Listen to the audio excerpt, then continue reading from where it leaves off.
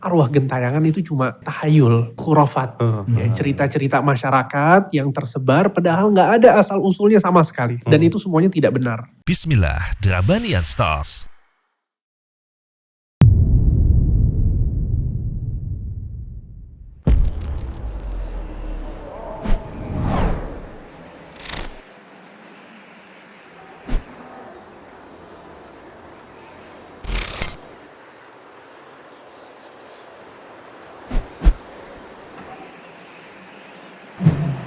Samase, it's different.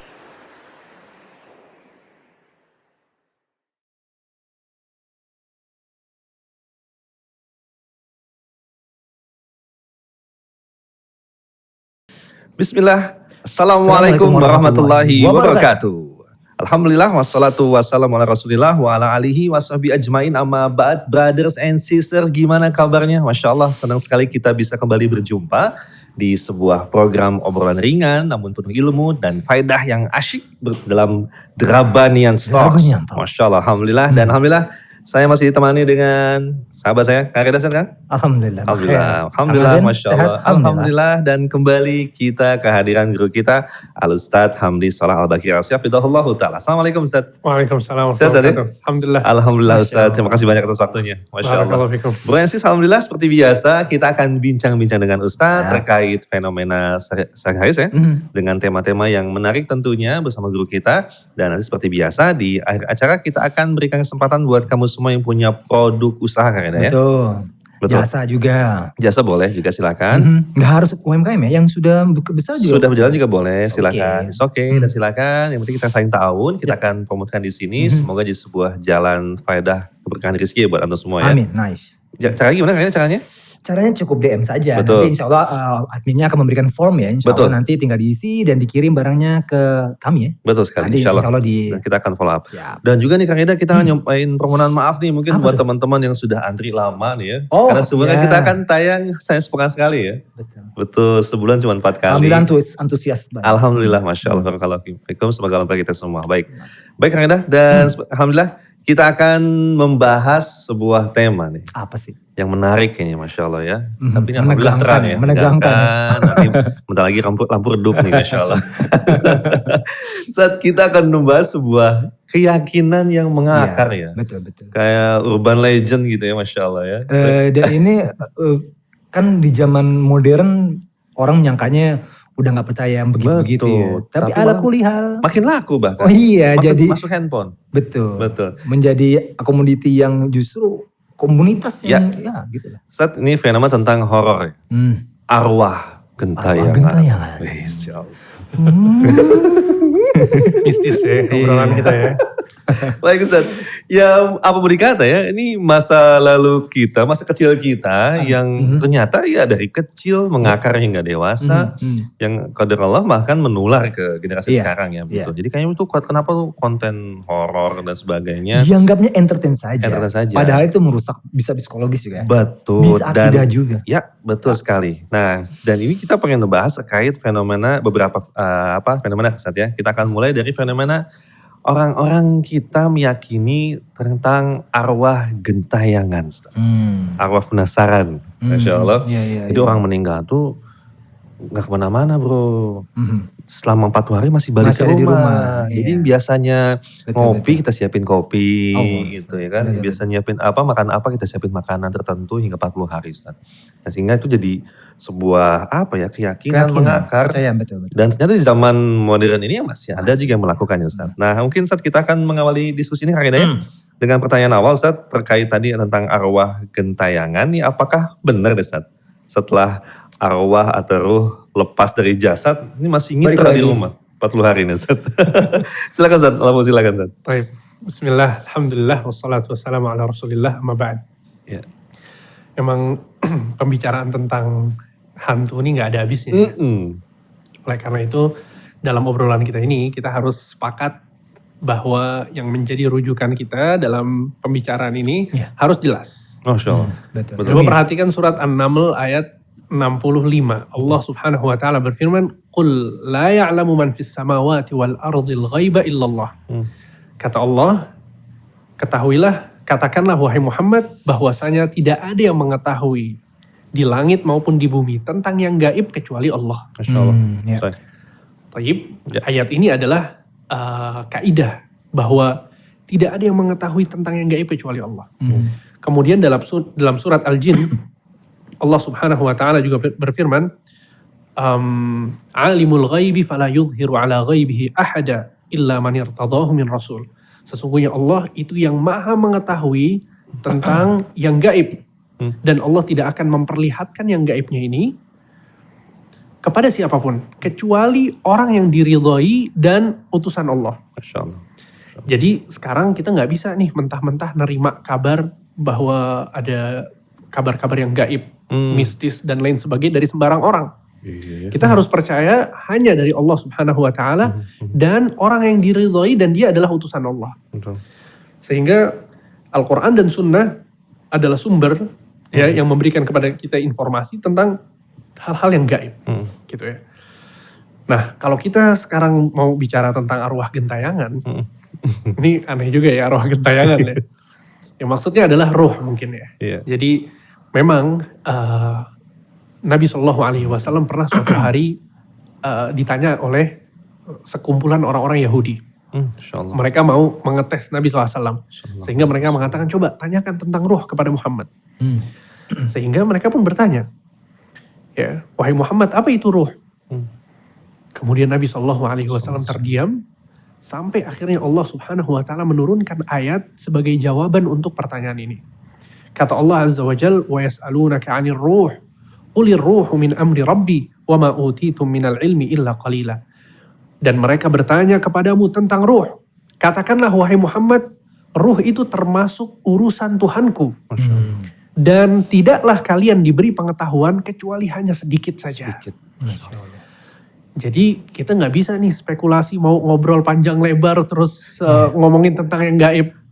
Ya, jadi kita harus hati-hati. Rambu-rambunya adalah Al-Quran dan Sunnah. Ya, sampai tentang ruh di sini Allah Subhanahu wa taala menjelaskan bahwa hanya sedikit ilmu yang diberikan, yang diberitahukan kepada kita tentang ruh tersebut.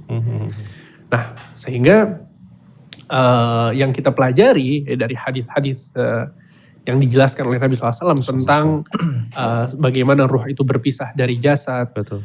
Maka tidak ada satu dalil pun ya, yang menjelaskan bahwa si ruh itu ketika dikuburkan, ketika dia wafat, kemudian dia bisa bertemu sama orang-orang yang masih hidup. Paham ya? Iya.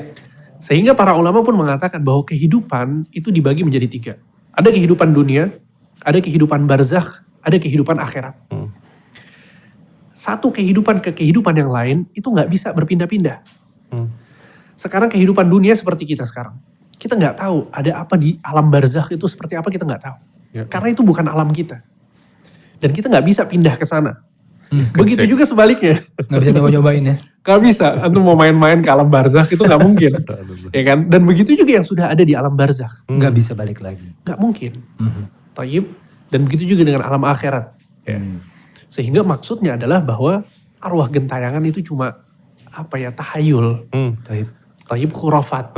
Ya, cerita-cerita masyarakat yang tersebar padahal nggak ada asal usulnya sama sekali. Dan itu semuanya tidak benar. Begitu. Masya Allah. Berarti hadis palsu pun apa tidak ada? Kita nggak bisa mengklaim satu perkara yang gaib kecuali dengan dalil yang benar, kecuali dalil yang jelas. Kalau ada ayatnya, baru kita pasti sami'na wa ata'na. Kalau ada hadis misalnya Nabi SAW itu menjelaskan satu perkara yang gaib, Nabi bercerita tentang neraka, tentang surga, tentang alam kubur, maka pasti kita percaya. Tapi ternyata nggak ada Itu dia. dalil yang Ini menjelaskan bottom tentang hal line-nya itu. nih. Iya. Kalau enggak jadi obrolan warung kopi kan, bukan Benar, tetos lagi. benar. Seperti yang selama ini nyampe ke kita kan berarti dari mulut ke mulut di sebuah keyakinan takut. Mungkin mulut ke kuping kali. Oh iya, Mulut ke mulut kuping jadinya ke nanti. mulut. Iya, terima kasih atas reaksinya. Masya Allah. Betul. Enggak cuman ketika wafat terus 40 hari ada di rumah. Kadang-kadang kayak misalkan kecelakaan ya. Oke. Kecelakaan, terus dibunuh. Jadi arwah penasaran. Terus Mati melahirkan. Iya, Oh, terus juga jadi bolong belakangnya. sundel bolong. Iya. Tahun 98 ingat gak Kang? Tahun 98 tuh di Mall Klender. Kebakar kan tuh mall. Terus ada yang meninggal tuh di situ. Isunya apa? Beberapa bulan kemudian ketika itu udah enggak ini, tukang sate dipesen, "Bang, beli sate yang gosong ya kayak saya." Ya. Itu kan jadinya jadi orang-orang yang meninggal nggak wajar. nggak wajar. Balik lagi kayak penasaran ini gue masih bisa kayak penasaran lah kayak menuntut kayak apa gitu kan. Itu gimana saat kayak ya? gitu? Gosong ya Bang kayak saya. Iya, jadi ini kan maksudnya mereka nih meyakini bahwa di situ ada kematian yang tidak wajar. Nah betul. Ini mati nggak wajar. Nggak wajar. Ya akhi, dalam Islam nggak ada. Dalam Islam itu adanya mati husnul khotimah atau su'ul khotimah. Antara dua. Insyaallah. Kalau dia matinya dalam keadaan baik, maka dia husnul khotimah. Masya Allah. Ya kita menyangka dan kita berharap bahwa dia akan mendapatkan kenikmatan, mendapatkan surga. Dan sebaliknya, kalau dia meninggal dalam keadaan su'ul khotimah, sedang bermaksiat dan lain sebagainya, maka itu kita takut terhadap orang tersebut, kita khawatir. Ya walaupun kita nggak bisa memastikan bahwa dia bakal surga atau neraka, tapi kita khawatir dan kita berharap. Nah, jadi nggak ada tuh istilahnya mati nggak wajar. Mati Dan juga sekarang, jadi karena dia matinya nggak wajar, jadi dia masih pengen hidup gitu kan maksudnya kan. Dia balik lagi ke dunia. Ya akhi barakallahu fiik. Yang harus kita ketahui adalah bahwa ruh yang sudah wafat, dia itu akan tersibukkan dengan nikmat atau dengan azab. Kalau dia orang yang soleh, dia akan berbahagia. Dia akan tersibukkan dengan kenikmatan-kenikmatan yang dia dapatkan di kubur. Dan begitu juga untuk orang-orang yang kafir, kemudian dia membangkang kepada Allah, ya, yang pantas untuk mendapatkan azab dan diazab oleh Allah, maka dia sangat tersibukkan dengan azab tersebut. Nabi SAW pernah menceritakan dalam sebuah hadis yang panjang. Hadis ini dikenal dengan hadis Samurah bin Jundub. Jadi seorang sahabat yang bernama Samurah, beliau yang meriwayatkan hadis ini. Isinya adalah Nabi SAW menceritakan pengalaman Nabi ketika diperlihatkan oleh Allah tentang azab-azab kubur. Ada seseorang yang berbaring, kemudian ada orang lain yang mengambil satu batu besar, kemudian kepalanya dihancurkan. Kemudian kepalanya setelah hancur, tiba-tiba kembali sempurna lagi dan dihancurkan lagi. Kemudian terus dilakukan demikian. Nabi SAW bertanya kepada malaikat yang mengantar Nabi, siapa orang itu? Antum tahu siapa? Kata malaikat tersebut, itu adalah orang yang mengambil Al-Quran, mempelajari agama, tapi dia tertidur dari sholatnya. Allahu Akbar. Subhanallah. Sholatnya masih bolong-bolong. Hati-hati ikhwan. Wallah bahaya. Ya Allah. Ya. Dan ketika Nabi SAW menceritakan bentuk azab ini, apa kata Nabi? Wa yuf'alu bihi ila yaumil qiyamah. Dan azab ini dilakukan terus seperti itu sampai hari kiamat. Jadi arwah ini tersibukkan dengan keadaan mereka di barzakh. Gitu ya. Kemudian Nabi SAW melewat lagi, kemudian melihat ada orang yang dirobek mulutnya dengan kail besi dari mulutnya sampai ke belakang kepalanya.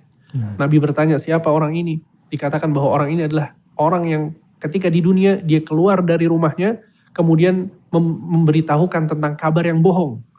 Sehingga kabar ini tersebar di mana-mana. Hoax yang viral. Ya, ini juga pelajaran bagi kita, hati-hati untuk menyebarkan sebuah kabar. Kemudian dalam perjalanannya itu Nabi SAW melihat ada tungku yang sangat besar yang isinya adalah manusia-manusia yang nggak pakai pakaian. Mereka dibakar dari bagian bawahnya. Ketika Nabi SAW bertanya siapa mereka, maka malaikat menjawab mereka adalah orang-orang yang berzina ketika di dunia. Kemudian Nabi SAW melihat lagi ada seseorang yang berenang di sebuah sungai yang airnya adalah darah berwarna merah. Kemudian di tepi sungai itu ada orang yang mengumpulkan batu-batu. Orang ini renang dari tengah sungai menuju ke tepi. Sampai di tepi sungai, orang yang mengumpulkan batu-batu itu membuka mulut orang yang sedang renang ini, kemudian dimasukkan batu-batu tersebut. Sehingga dia pergi lagi kembali ke tengah sungai. Dia kembali lagi ke tepian kemudian renang. Dilakukan yang demikian terus menerus. Nabi bertanya, siapa mereka wahai Jibril, wahai malaikat yang mengantarnya?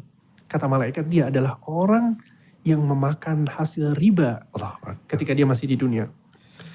Sehingga maksudnya adalah, ya akhi wallah kehidupan barzakh ini gak seperti yang kita bayangkan Gak bisa dikira-kira kalau matinya gak wajar berarti dia bisa kembali dan ya akhi, wallah ini satu hal yang gaib yang kita gak tahu seperti apa. Dan kalau bukan karena hadis-hadis Nabi SAW, kita gak akan berani untuk menyampaikan seperti ini. Sehingga maksudnya adalah arwah gentayangan itu tidak ada di dalam Islam sama sekali. Wah. Masya Allah. Duh, merindingin bukan karena arwahnya ya, tapi karena di dosa-dosa yang tadi sisanya. Ya Allah, gak sempet bro, ya Allah gak sempet banget. Dia juga berarti rest in peace juga enggak banget Ustaz. Dia bisa nyaman gitu maksudnya. Wallah kalau dia adalah orang yang beriman, ya dia mendapatkan rahmat Allah, maka dia akan nyaman di kuburnya. Di sebuah hadis disebutkan bahwa dilapangkan kuburnya, diterangkan kuburnya, amal solehnya datang, menemaninya, orang yang bajunya baik, ya wajahnya parasnya pun tampan, ya, dia akan nyaman di kuburan ketika dia beramal soleh, ya kan? Tapi yang jadi masalah ketika seorang itu bermaksiat dan seterusnya, tadi kita lihat hadis-hadisnya. Allahul musta'an. Kak Reda, Yes. tadi itu arwah penasaran karena matinya quote and quote gak wajar. Betul. Balik lagi katanya. Ini yang remeh lagi adalah arwahnya balik karena pas dikubur tali pocongnya gak dibuka. Ini pada ngapain sih balik-balik? Makanya tolong bukain gitu. Ya Allah tolong bukain. Ustaz Allah ini curhat singkat Ustaz. Fadil Rahman Syafa rahimahullah, istri kan wafat tahun 2012. Rahimahullah, kita urus sendiri, kita kuburkan. Ya karena gak buka tali pocongnya kan, langsung kubur sebagainya. Ada yang negor gitu kan, buka, anak cuekin gitu dan sebagainya. Ala kulihal, beberapa lama jadilah isu ternyata. Kita gak tahu ada isu Ustaz. Cuma ada sahabat yang sekitar sini datang, ini ternyata istri antum gentayangan jadi pocong datengin warga. Ya Allah, kenapa datengin dia bukan aneh Ustaz gitu. Bukan kangen bener ya Allah, kenapa datengin orang tali pocong doang Ustaz. Jadi awal penasaran gitu. Ini gimana Ustaz? Tapi antum belum ketemu ya? Belum ketemu Ustaz. Ya Allah. Mimpi sekali alhamdulillah. Allah Tapi Ustaz. itu tali pocong dan tolong bukain ya Allah. Betul, ini juga salah satu satu hal yang dipahami salah oleh masyarakat. Ya.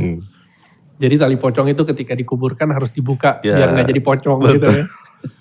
Memang betul ya, ulama-ulama fikih itu menyebutkan bahwa hukum membuka tali pocong itu sunnah. Ya, dianjurkan. Kenapa? Karena para ulama menjelaskan bahwa ketika seorang itu menyiapkan jenazah, dipakaikan kafan, kemudian mau dibawa dari rumah itu ya, dari tempat dirapihkannya jenazah itu ke liang lahat, itu kan dibawa. Betul. Sehingga supaya nggak bercecer, ya supaya nggak lepas, diikat kafannya. Sehingga ketika sampai di kuburan, sudah masuk liang lahat, sudah tidak ada lagi kebutuhan untuk diikat. Maka para ulama sebagian mengatakan sunnah dibuka. Tayyib, itu alasan yang pertama kenapa mereka menganjurkan untuk membuka tali pocong. Kemudian yang kedua, sebagian menyebutkan juga agar nanti jasadnya itu terurai dengan baik. Lebih jadi nggak terikat gitu. Tapi ini adalah dua alasan yang dijelaskan oleh para ulama yang menganjurkan buka tali pocong. Jadi nggak ada hubungannya kalau kemudian jadi kalau belum dibuka dia bakal hidup lagi, nggak mungkin, mustahil. Mustahil. Kuburan kan dalam bro. Iya. Naik ke atasnya lagi. Enggak, itu Indonesia gimana sih? Kayaknya Indonesia doang gitu yang potong gitu ya. Dan juga dari dalil-dalil yang ada gitu ya, entah itu Al-Quran atau As-Sunnah, itu semua menjelaskan bahwa yang sudah meninggal itu nggak mungkin balik lagi. Itu nggak mungkin. Jadi inilah pentingnya kita ini mempelajari Al-Quran dan Sunnah. Mempelajari tentang keimanan, mempelajari tentang hal-hal yang gaib dari sumber-sumber yang benar. Jadi jangan sampai sembarangan. Sehingga kalau kita sudah punya keyakinan bahwa yang meninggal gak akan hidup, maka kisah-kisah seperti ini bisa kita counter ya kan. Betul. Gak mungkin dia hidup lagi. Masya Allah. Karena balik lagi penampakan, masyarakat ya. Penampakan orang yang sudah meninggal, kayak bahkan menjadi legend, si gadis jembatan Ancol. Ya, si gadis jembatan Ancol. Iya, betul. Jadi sesuatu, jadi kayak kembali tampak. Cuma ya. Ini sepakat setan tuh begitu gitu. Iya. Pocong-pocong semua seragam. Genderuwo bentuknya begitu. Iya. Hijau. Hijau. Pokoknya gitu. Tapi anehnya kalau ketika di Cina vampire gitu, beda lagi gitu. betul. Beda-beda gitu. Jadi sebenarnya jin tuh bentuknya gimana gitu. Yang bener dong. Ini berarti arwah atau jin gitu ya? Iya. Ini beneran apa jin yang bentuk menyerupai atau case. Jadi memang yang pertama kembali lagi ke kaidah yang tadi kita sebutkan, yang sudah meninggal nggak mungkin bangun lagi. Itu konsep. Jadi itu mustahil, itu adalah orang yang sudah meninggal, nggak mungkin. Maka kemungkinannya adalah bahwa itu jelmaan dari jin. Ya, dan jin sama Allah Subhanahu Wa Taala diberikan kemampuan untuk menyerupai suatu rupa gitu, entah menyerupai orang yang sudah meninggal atau menyerupai pocong katakanlah, kuntilanak, dan lain sebagainya, genderuwo dan seterusnya. Yaitu jin, mudah bagi jin untuk melakukan itu. Karena memang diberikan oleh Allah Subhanahu Wa Taala kemampuan untuk melakukan itu. Jadi itu yang pasti adalah itu jin. Nggak mungkin orang yang sudah meninggal. Berarti termasuk kalau misalkan ada orang kesurupan lalu ngaku-ngaku sebagai kakeknya lah. Atau apalah maung segala macam. Betul. Sama, itu juga begitu. Jin ya? Jin nggak mungkin. Jadi kita nggak boleh, wah ini kakeknya nih masuk nih. Nggak boleh kita percaya. Nggak boleh kita percaya. Dan inilah pentingnya akidah. Inilah pentingnya kita belajar tauhid. Ya, untuk para ikhwah dan akhwat sekalian, belajar kitab tauhid. Dari bab 1 sampai bab 66. Masya Allah. Yang mempelajari kitab tauhid, biasanya dia melek akan hal-hal seperti ini. Dia sadar, tahu mana yang betul, mana yang salah, ya kan? Sehingga jadi terkanter akidah kita. Ya, jangan sampai kemudian semua yang diceritakan sama masyarakat kita percaya. Padahal itu semuanya sebuah khurafat gitu. Masya Allah. Dan akhirnya menjadi orang takut ya. Betul. Khawatir masuk ke yang gelap. Anak-anak kecil, orang dewasa. Betul. Masya Allah. Nah, itu balik tadi Ustaz. Lalu bagaimana caranya supaya nggak takut nih Ustaz, gitu kan, secara fitrah, atau supaya nggak khawatir kalau ketemu gimana jangan lewat gitu. situ dan gak ada setan dari situ tuh. Ketemu tengah jalan, dia mesti ngapain gitu kan. Waduh, maju mundur. Kata Jini juga, waduh ada ini maju mundur sama lagi ternyata. Kita gak tahu. Tips Ustaz tentang hal ini, Masya Allah. Wallah ya akhi, memang subhanallah, yang pertama kita gak boleh takut kepada selain Allah, ya kan. Karena yang memberikan manfaat, memberikan mudarat itu hanya Allah. Kemudian, ini kalau ana lihat ya, memang di negeri kita ini subhanallah, jin-jin ya, yang dikatakan setan-setan itu. Bukan yang dicamplas Ustaz ya. Bandung. Dan setan yang yang tadi antum sebutkan tuh contoh-contohnya, itu terlalu dibesar-besarkan. Dibuat sebuah film, dibuat sinetron, seakan-akan jin ini hebat, seakan-akan setan ini kuntilanak, pocong dan lain sebagainya, sangat membahayakan. Ya, ini satu hal yang nggak benar. Kita jangan sampai kemudian termakan dengan film-film dan tontonan seperti itu.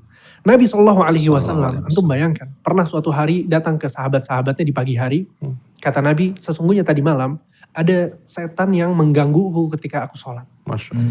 Kemudian dipegang sama Nabi SAW, sampai kata Nabi, aku merasakan dinginnya air liur jin tersebut. Kata Nabi SAW, kalau bukan karena aku mengingat doa Nabi Sulaiman, sungguh aku akan ikat jin itu, setan itu di masjid, di tiang masjid, untuk dijadikan bahan mainan untuk anak-anak kecil yang ada di Madinah. Oh, receh banget ya. Maksudnya si jinnya itu gak ada artinya banget ya. Dan sebenarnya memang seperti itu. Harusnya kita seperti itu. Maksudnya jin adalah hamba Allah sama seperti kita. Allah Subhanahu wa taala berfirman, "Wa ma khalaqtul jinna wal insa illa liya'budun." Tidaklah diciptakan jin dan manusia kecuali untuk beribadah kepada Allah. Sehingga kita sama jin, itu kita sama-sama hamba Allah. Ada kewajiban, ada hal-hal yang diharamkan yang gak boleh kita lakukan.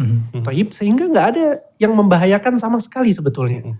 Akan tapi rasa takut yang berlebih. Karena framing tadi dari tontonan-tontonan itu, sehingga menjadikan jin ini seakan-akan hebat luar biasa. Ya akhi, dalam surat Al-Jin ayat 6, Allah Subhanahu wa taala mengatakan, "Wa annahu kana rijalun minal insi ya'udzuna birijalin minal jinni fazaduhum rahaqa."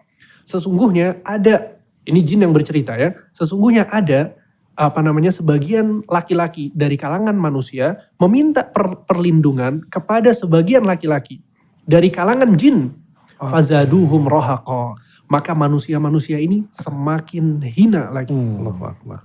Semakin hina kenapa? Karena dia menganggap jin ini hebat. Minta perlindungan, minta pertolongan. Jinnya semakin besar, manusianya semakin ciut. Sebabnya itu. Sehingga mulai dari sekarang. Ya, ikhwan dan akhwat, mulai dari sekarang jangan pernah nonton tontonan-tontonan yang menggambarkan bahwa jin itu berbahaya. Jin itu bisa melakukan ini dan itu. Stop dari sekarang. Masya Allah. Sehingga yang jadi masalah itu pikiran kita akhirnya. Betul. Bukan hakikatnya. Betul. Ya kan? Oleh karena itu Nabi SAW mengatakan kepada Ibnu Abbas.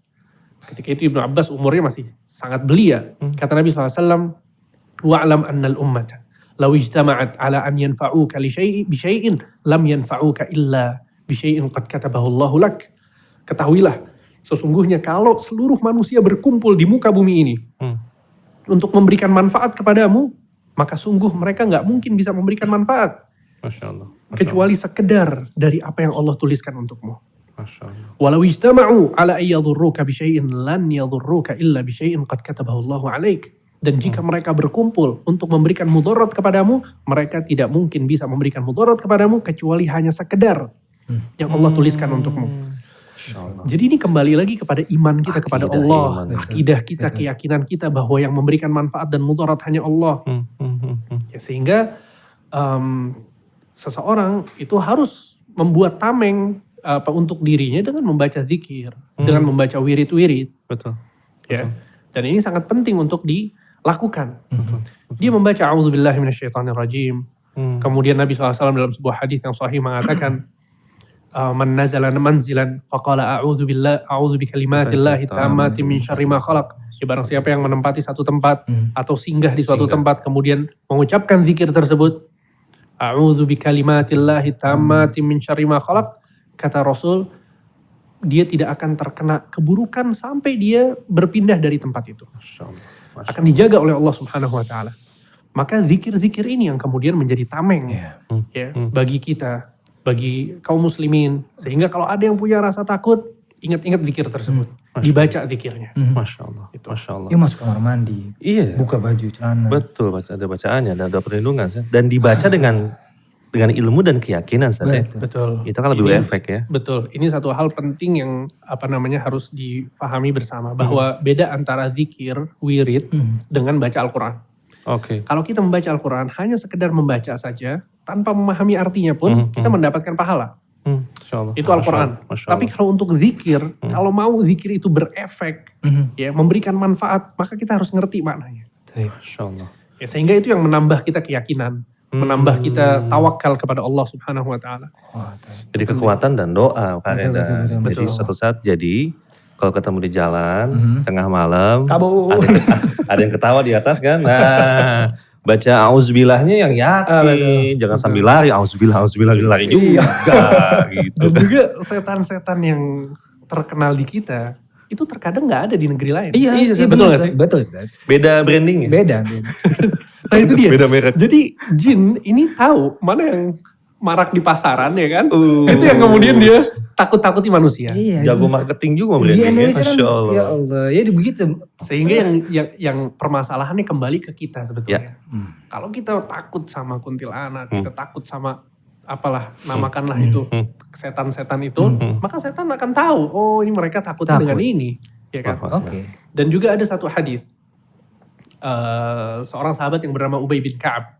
Beliau ayahnya itu punya kurma gitu ya. Banyak, kurma yang banyak.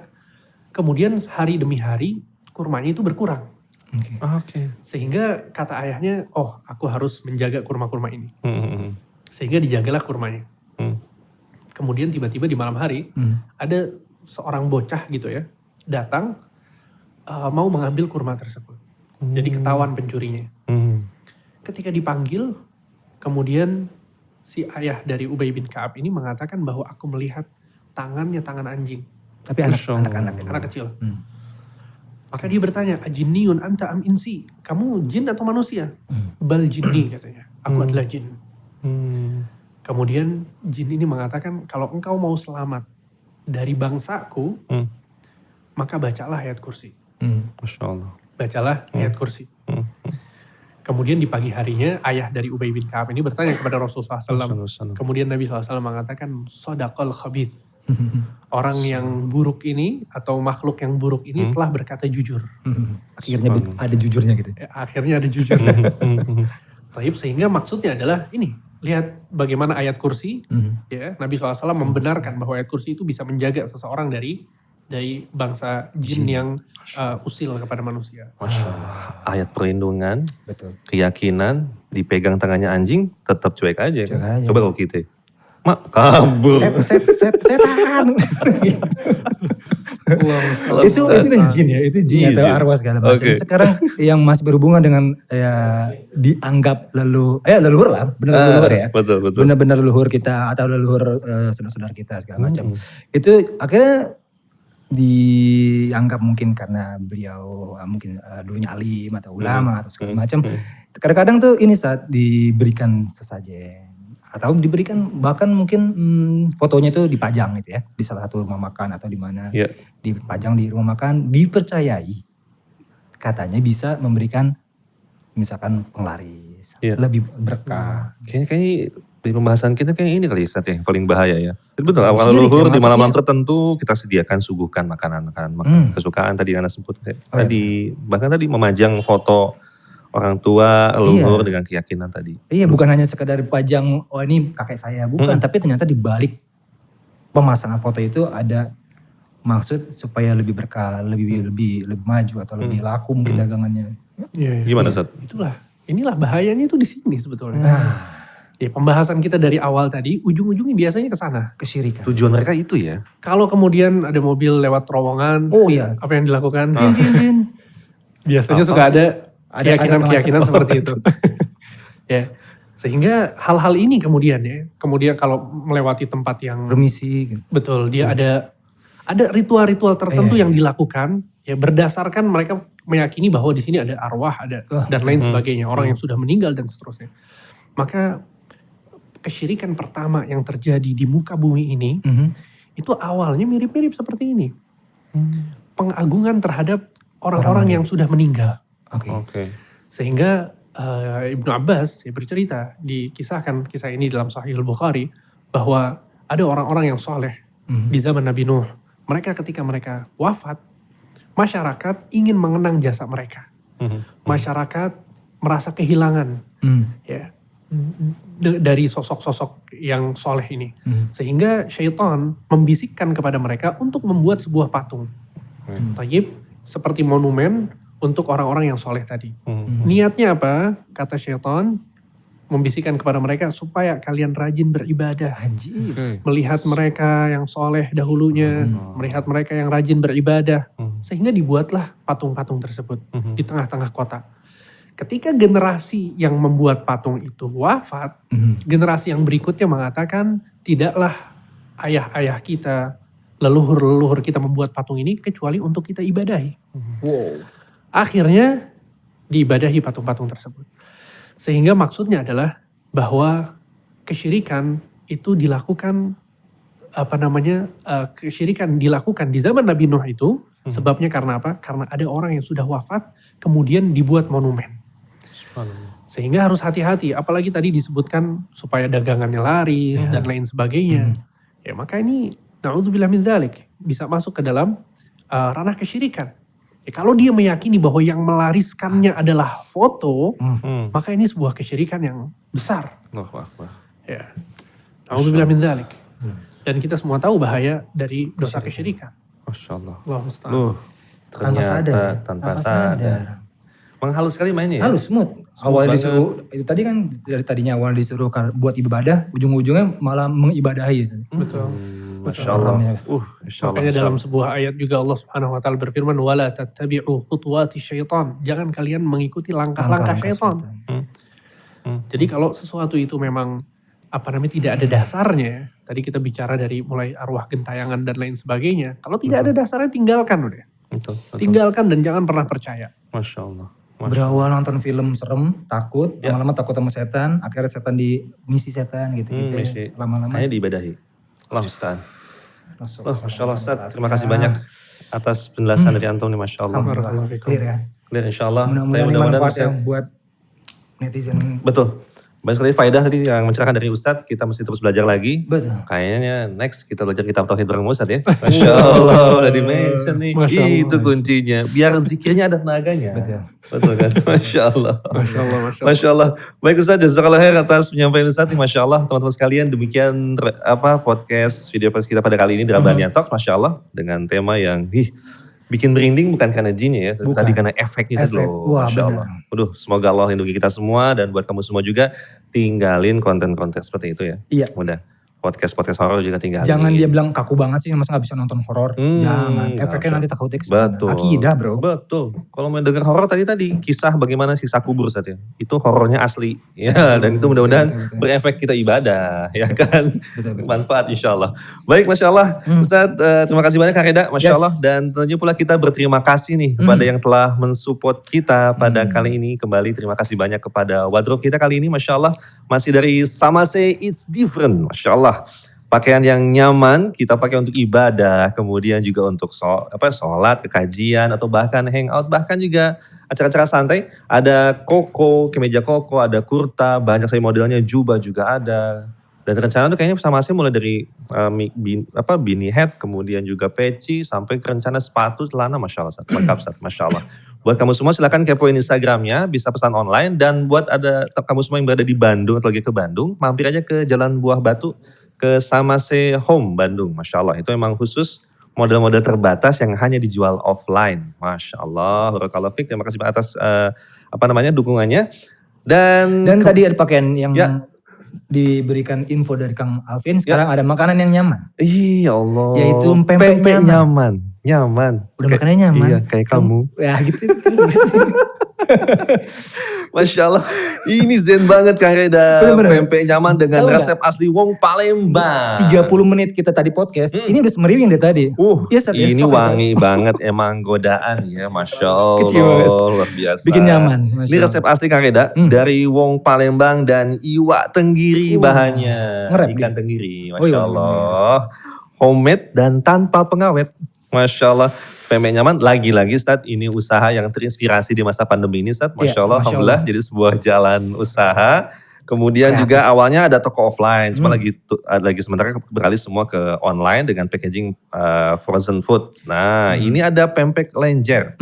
Kemudian telur. Adaan. Iya, adaan. Adaan apa adaan? Ya, oke Hamzah ya, adaan. Kemudian juga ada lagi pempek Ini teawan. tekwan. Masya Allah. Pakai kolak-kolak. Tekdung, ya tekwan, Masya Allah. Baik, ada tekwan, kemudian juga ini tekwan, pakai jamur, pakai sohun, disiram daun bawang, sama seledri, bawang goreng, dan kuah panas. Wuduh Zen. Bener-bener. Mendung-mendung makan bareng gitu Cakung nih, Masya cakung. Allah. Masya Allah, Don. Khas Palembang banget. Kemudian juga yang kita juga siapkan ada kemasan frozen ya teman sekalian. Frozennya. Ya teman-teman Penting tuh. kemasan frozen tinggal dibuka, tuang ke panci rebus sebentar, Ya. dan langsung jadi deh insya Allah. Jadi cak menol lagi ya. Kita langsung aja pesan teman-teman sekalian ke pempek nyaman nih Masya Allah. Silakan dikepoin Instagramnya. Kemudian juga bisa follow di bawah ini. Kemudian insya Allah kita akan langsung nikmati pempek nyaman. Masya Allah. Ini ada request Tat. Kita nak makan pempek dan tewan dulu dari pempek nyaman. Syekh. Makan enak Boleh, dan boleh, sehat. ya? Ini Boleh ada ya? lagi nih. Masuk. Ada lagi nih. Apa Makan tuh? enak dan sehat.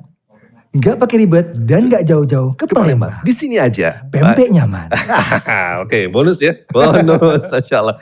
Baik, terima kasih banyak Pempek Nyaman. Jazakumullah khair. Masya Allah, sukses berkah buat usaha kamu semua. Masya Allah. Dan jangan lupa Kak Reda ya. Bagi kamu yang mendapatkan manfaat dari podcast ini, silahkan sebarkan. Share, insya Allah mudah-mudahan dapat berkah dan juga faedah, dapat mudah-mudahan ada tinta merah di sana. Betul. Dan jangan lupa follow, like, save, and share di Instagram kita. Bisa disimak juga Spotify buat kamu yang masih di jalan. Ada YouTube. Betul, ada YouTube juga dan juga terbuka Donasi. peluang kesempatan kamu buat mensupport kegiatan ini lewat donasi operasional. Silakan ikut bagian dari kebaikan insya Allah Ta'ala. Baik, dan Ustaz terima kasih banyak. Jazakumullah khair Kak Reda. Yes. Dan semoga Allah mudahkan kita jumpa di episode akan datang ya insya Allah ya. Baik, kita akan akhiri. Wassalamualaikum warahmatullahi wabarakatuh. Masya Allah. Ya, kita makan. Aju Palembang. Insya Allah. Ustaz, apa dong? Bismillah. Silakan.